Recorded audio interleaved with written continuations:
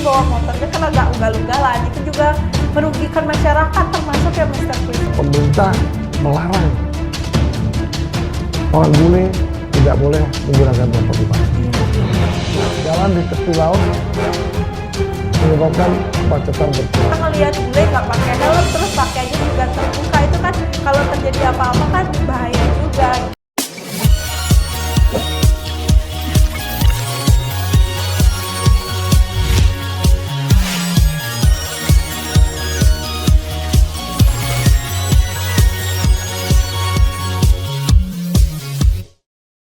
Halo semuanya, kembali lagi di channel Mr. Puisi.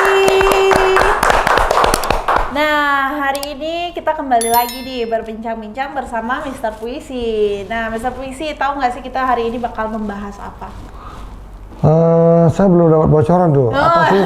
Belum dapat bocoran, Apa katanya sih yang belum mau dapat dibahas bocoran. apa? Nah, jadi pembahasan kita kali ini tentang dunia bisnis nih, Mr. Puisi. Nah, tertarik nggak Mr. Puisi? Bisnisnya apa? Bisnis mengenai trading, mengenai hotel, atau kontraktor, lainnya mengenai apa sih? Oke, dah Mr. Puisi. Nah, jadi setelah pandemi nih Mr. Puisi, banyak banget ada orang asing itu datang ke Indonesia, khususnya di Bali, itu mulai membangun bisnis nih Mr. Puisi. Nah, Mr. Puisi tahu nggak sih kebenaran dari berita itu gitu? Sempat selentingan saya mendengar secara langsung. Iya. Juga melalui berita-berita yang ada di sosial media, di koran dan di lain-lain. Memang sih ada yang sudah melakukan bisnis di Bali. Iya. Mungkin akibat adanya pandemi, Iya. sehingga mereka tuh lari ke tempat-tempat yang pola hidupnya lebih murah. Mereka ke Bali mungkin membawa modal yang kecil gitu ya. Setelah ke Bali mereka hidup sudah cukup lama, mereka kekurangan uang. Nah, tetapi mereka tuh expert mungkin dalam soal masak-memasak dan lain-lain. Makanya saya dapat berita juga ada seorang warga negara Inggris menjual burger di pinggir jalan. Wow, Nah, di pinggir jalan. nah itu sebetulnya yang dirugikan sebetulnya bukan masyarakat. Yang dirugikan adalah pemerintah. Ya, kalau itu usahanya cukup besar dan lain-lain, itu pemerintah kan nggak dapat pajak. Iya, benar. Nah, berarti kan ya dia dibilang UMKM bukan, ya kan? Karena mereka tuh membuat burger dengan daging yang impor dan lain-lain, sehingga banyak sekali yang membelinya. Nah, akhirnya apa? Pemerintah yang rugi. Sebaiknya memang kalau dia memang mau bekerja samalah dengan orang-orang lokal. Membuat suatu usaha kecil, UMKM apapun kan bisa saja. Tetapi mereka tuh harus jelas, bukan perorangan, hanya modal datang, cuma modal paspor aja membuat usaha, nggak boleh. Nah, sehingga yang hal inilah yang perlu diwaspadai, perlu dibuat regulasinya oleh pemerintah, sehingga tidak suka-sukanya membuat usaha di Bali. Nah, ada juga saya dengar juga orang, kemungkinan nih orang Rusia ya, mereka tuh membuat rental motor, coba. Seharusnya nggak boleh ya, Mr. Nggak boleh dong, ya itulah masalahnya. Makanya kalau rental motor mobil di Bali ini setahu saya mereka punya badan usaha. Ya, itu mereka punya badan usaha, CV ataupun apa. Dan mereka kan harus melaporkan pajaknya melalui SPT tahunan dan lain-lain. Nah, kalau mereka menyewakan atau menjual motor itu tidak boleh. Karena apa begini ya? Biasanya seperti motor. Ini ada karyawan saya, dia punya CV kan. Mereka di Jimbaran itu mereka punya motor hampir 100 motor. Nah, mereka tuh sewakan dengan orang asing. Biasanya tuh 50.000 satu motor. Satu hari? Satu hari. Nah, ini orang asing ini kan orang Rusia. Mereka kan dia orang Rusia kan mungkin untuk bahasa Inggris juga sulit. Nah, mereka ini yang menjadi pengusaha sewa menyewa ini mungkin bahasa Inggrisnya pinter, dia sewa 10 motor sama kawan itu staff saya yang di Jimbaran nih, dia 10 motor, mereka disewakan 100.000 ke teman-temannya yang ke teman-temannya. Nah, mereka untung 50.000. Nah, itu hal-hal itu mulai terjadi. Makanya sebaiknya pemerintah membuat aturan.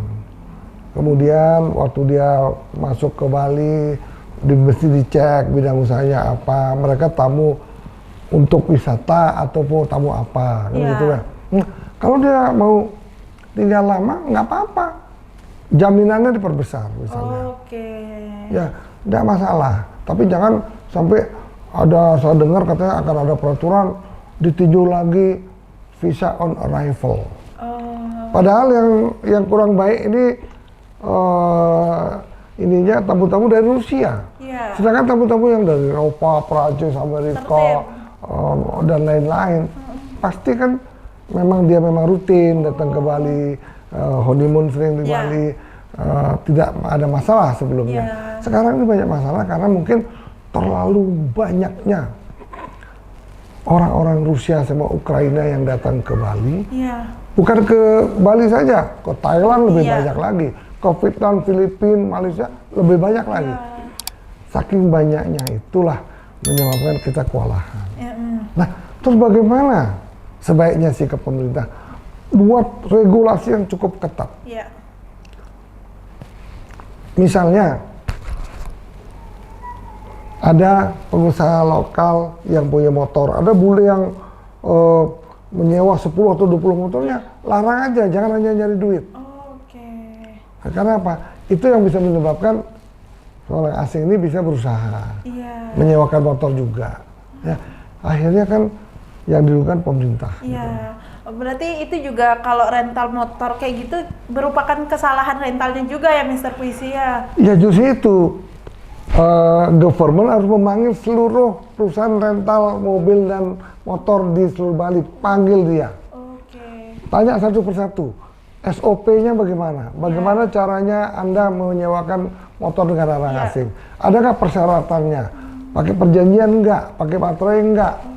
Nah, apabila dia nyewa motor harus langsung dengan helmnya. Karena saya lihat di sini ya, terutama di desa-desa di Bali ini banyak yang nggak pakai helm.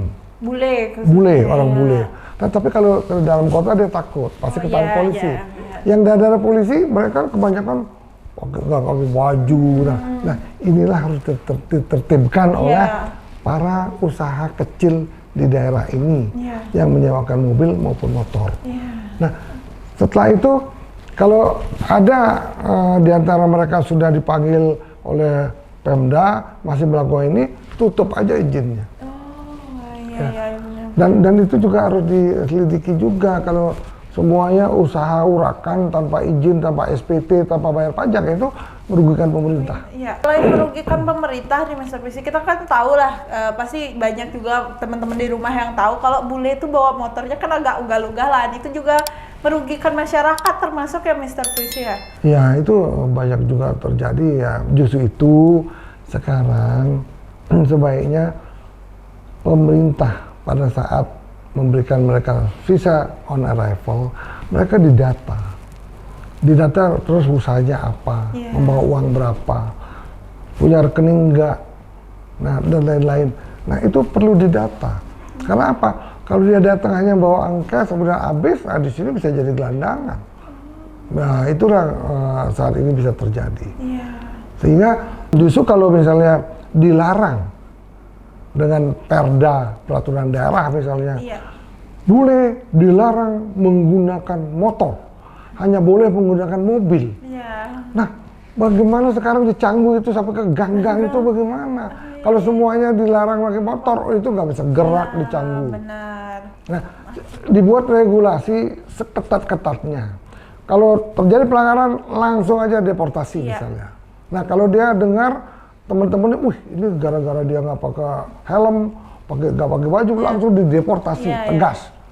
Nah, kalau itu dilakukan, mereka pasti lama-lama dari mulut ke mulut mereka pasti tidak tahu, pasti akan takut. Gitu. Iya, benar-benar. Wah, kalau itu berarti memang harus dari pemerintahnya utama ya, Mr. Puisi, yang harus tegas ya, karena Ya memang benar sih, kita di sini di aturan berkendara gitu kita disuruh harus pakai jaket, pakai helm, harus benar-benar aman gitu. Sedangkan kita ngelihat bule nggak pakai helm, terus pakaiannya juga terbuka, itu kan kalau terjadi apa-apa kan bahaya juga gitu loh. Maksudnya ya udah, berarti kalau selain bisnis-bisnis yang tidak ada izinnya tuh Mr. Puisi, yang kayak Mr. Puisi bilang tadi, ada yang burger lah, terus ada yang sewa motor lebih terus disewakan lagi. Ada nggak sih bisnis-bisnis yang memang udah berizin gitu di Indonesia?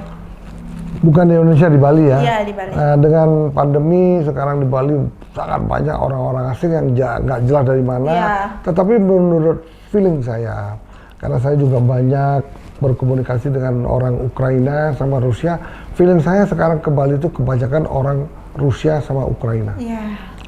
Nah ini harus hati-hati membuat regulasi. Jangan sekedar dilarang menggunakan motor bagi orang asing. Yeah. Nah, sekarang kalau kita bikin orang asing Rusia, udah terjadi diskriminasi, nggak mungkin. Tetapi menurut pendapat saya, ada baik dan ada buruknya. Bila pemerintah melarang orang bule tidak boleh menggunakan motor di Bali. Yeah. Ada baiknya, ada buruknya. Apa itu, Mas? Misalnya begini, harus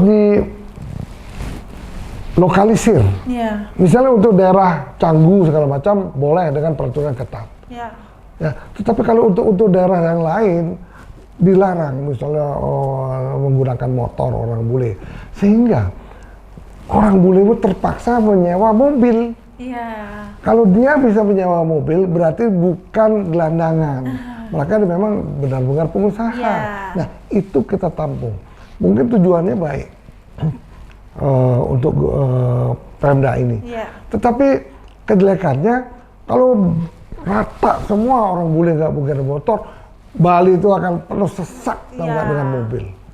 Coba sekarang kita lihat ke Sanur, ya, lampu merah mulai menuju Sanur sebelum ke pelabuhan Kudosa Pendiri yang baru itu bisa 2 jam macet.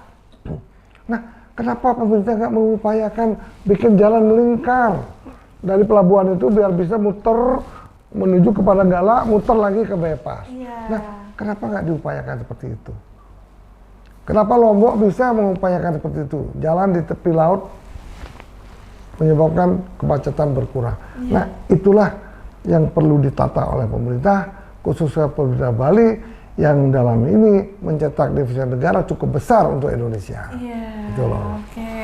Nah, Mr. Puisi balik lagi ke pembahasan tadi gitu. Bisnis, ada nggak sih bisnis yang dimiliki orang asing di Bali yang udah jalan dan berizin gitu? Saya lihat kayak Parky di Ubud, itu mereka orang Jerman. Orang Jerman dengan lokal, mereka buat PMA. Nah mereka cukup besar. Itu hampir 10 hektar mereka buat segala macam kegiatan, mulai dari toko, mulai restoran, fitness, salon, apartemen dan lain-lain. Itu cukup besar. Nah itu kalau ada pengusaha seperti itu luar biasa. Tetapi ada juga di Canggu sekarang luasnya 44 hektar, Nung Anu. Nah itu udah jelas dari Rusia. Nah saya juga pengen survei ke sana karena saya lihat katanya di situ ada pengusaha Rusia, bengkel membuat motor dari yang bukan listrik dijadikan listrik. Oh, dimodifikasi. Dimodifikasi menjadi listrik.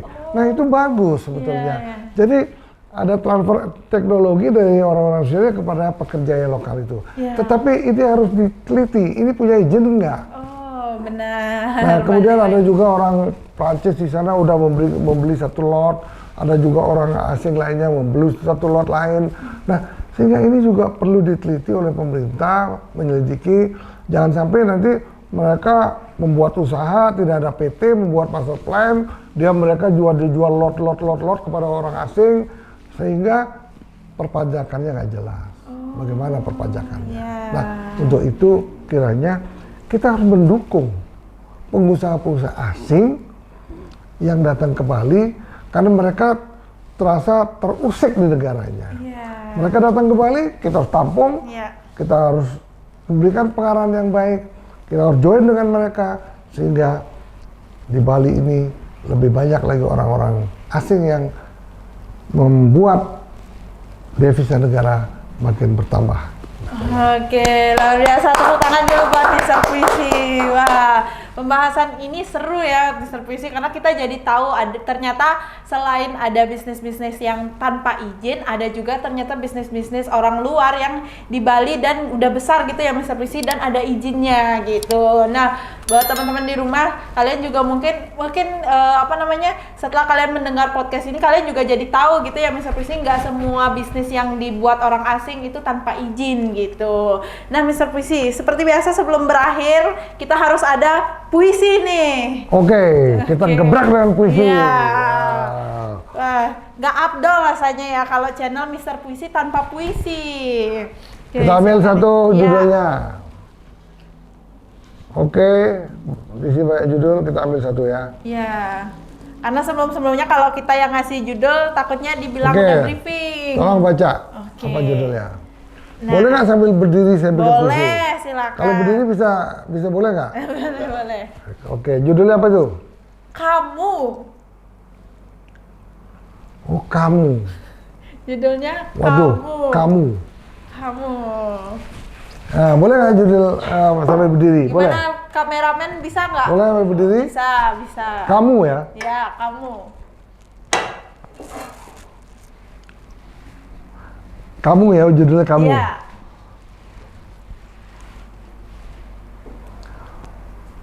Saat itu aku punya teman. Boleh saya katakan dia kekasih hati. Aku telepon dia, dia tidak angkat teleponku. Aku WA dia, hanya dibaca saja, tidak membalasnya. Aku berusaha SMS, apalagi SMS. Telepon tak dibalas, WA tak direspon, SMS dicuekin. Untuk itu, kalau kamu berani tidak membalas teleponku lagi, lama-lama aku kamu hilang dari hidupku. Oke, biasa.